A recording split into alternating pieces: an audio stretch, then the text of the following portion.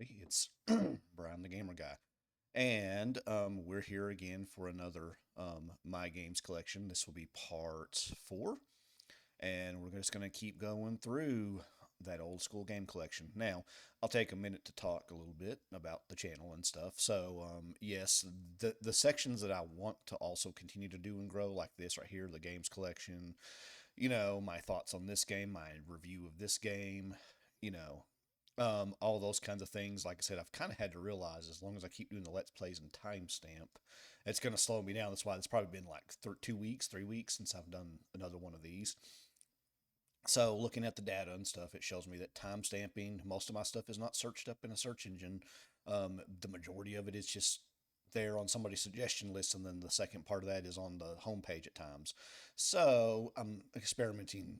Excuse me for a second. I'm experimenting stopping the time stamping, when I'm doing my Let's Plays of Dragon Quest VII Reimagined, um, and seeing how that kind of works and seeing if the view hit timer hits. Because if I do that and I record a little bit longer for each session, I stop the time stamping. It gives me more time to possibly work on these kinds of things versus being stuck doing the Let's Plays because I just can't get out from under the videos. But anyways, that being said, let's go on to the games collection. So, first one, we're gonna finish up some more GameCube games. Harvest Moon. It's a Wonderful Life. Now this game, I mean, I can't say a lot about it. It's back when Natsumi still owned it, and it's back when it was just hardcore farming, Harvest Moon. And the reality is, I do like those like slow life farming games if there's a combat element to it. And that one there's not. It's just all farming. So I got it. I was interested in it for a little bit. Dated a couple of the women. I got married. Played into it for a little bit, but it just got boring. So I can't say much, but I was just interested at the time. I was in college, like freshman, sophomore in college, and I just wanted to try it. I tried it. I didn't start really liking it till they started going the Rune Factory route. I like combat. I mean, Stardew Valley, I love it, but Stardew Valley also has the skull mines, and then you got the deadly or the advanced skull mines or whatever. You got a combat element with the slow life, or Terraria. It's that survival building with combat. The Ruin Factory games, yes, I want to play Harvestella. Yes, I love it when there's combat with it. I love to mix the two. I don't love to have just the farming. Anyway, so Harvest Moon, it never made too much of an impression. Now, this next one on the list did make a pretty good impression. All right, Star Fox Adventures.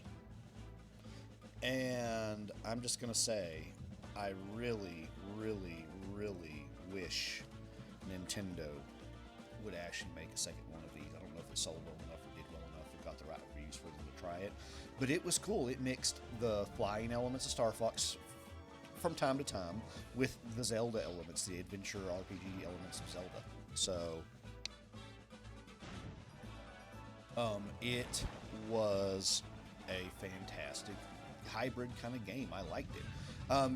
Its weakness was, there probably needed to be more adventure in it. Like, it seemed like I found all the hidden secrets and stuff long before I beat all the dungeons and beat the game.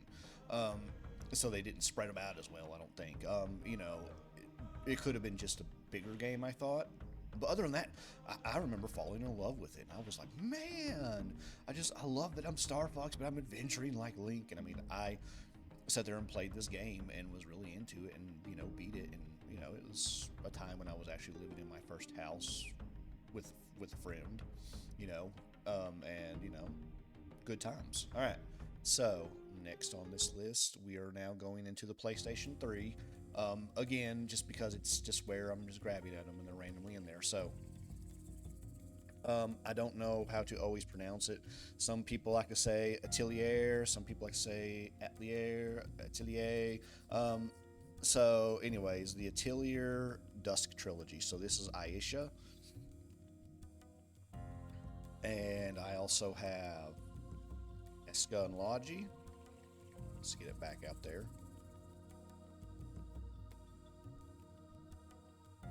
Okay, and then I have. Hold on one second, drum roll, please. The last one in the series, and that is Shali. Sholly. All right, now let's talk about these because they deserve to be talked about. Um, okay, so I remember seeing these on rpgamer.com and them showing the older Atelier on the like PlayStation and stuff. And I remember being like, dude, man, we never get anything.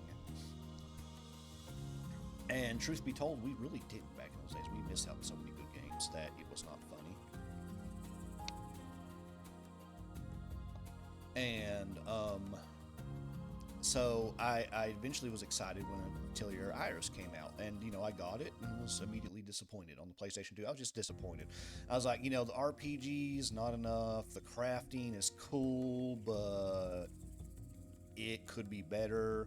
I mean, the synthesis and all that, and the RPG elements, it's just not enough. The dungeons are too short. The bosses die quick, and then you go to the last boss, and all of a sudden he's got like a lot of hit points compared to the other ones, and I already wanted just to be done with it. And I don't know why I wanted to be done with it because I only played for 30 hours to get that far, and I just like it just felt not enough, in either. And then same thing when I played the second one, Atelier Iris 2, I was like, it's better, but it's still not enough. It's still a lot of the same. I mean, I liked having the dual protagonists, and one was the alchemist, the other one was primarily the adventurer and gatherer, and they did a better job with the dungeons and the combat. It just still wasn't great. It still didn't draw me in, and so I just had to remember being excited by it, and then yet so disappointed. And by then I was at the dorms, just temporarily living there, and I remember playing it that summer. So anyways, I did not try 3, and I'll talk about it later when I show it, whenever I find it in the pile, but Manakemia turned me back onto the possibility. So anyways, after playing Manakemia, like years later, I just happened to be at GameStop, and I saw Aisha sitting on the shelf.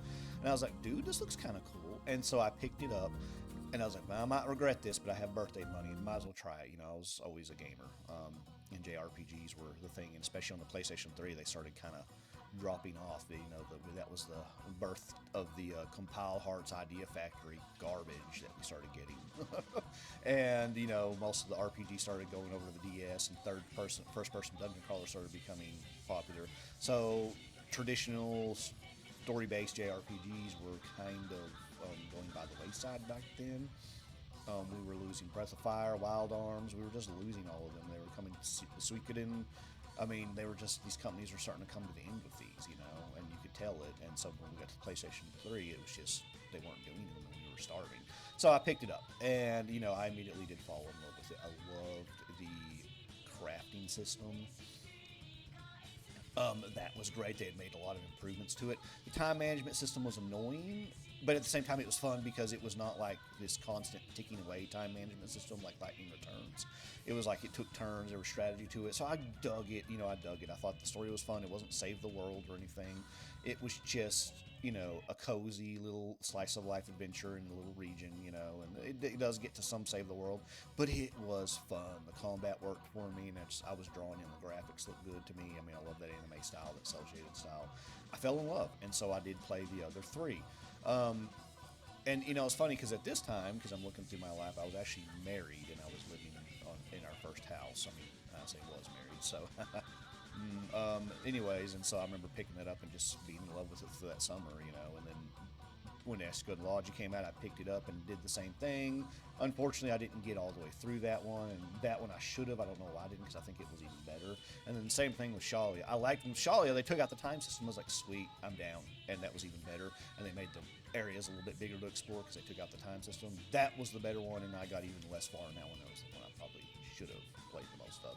But anyways, it did make me go back and play Toturi and Maruru and some of the R1 trilogy. So yay, Atelier. I played Ryza since then. Haven't beat it, but played it and thought it was great. So I mean, look, I'm just saying that helped make me a fan of the Gust games. So. All right, so that's been the game collection part 4. So we'll come back for another set of it, hopefully by next week. And thank y'all for anybody who watches, and we shall be back again. Till next time.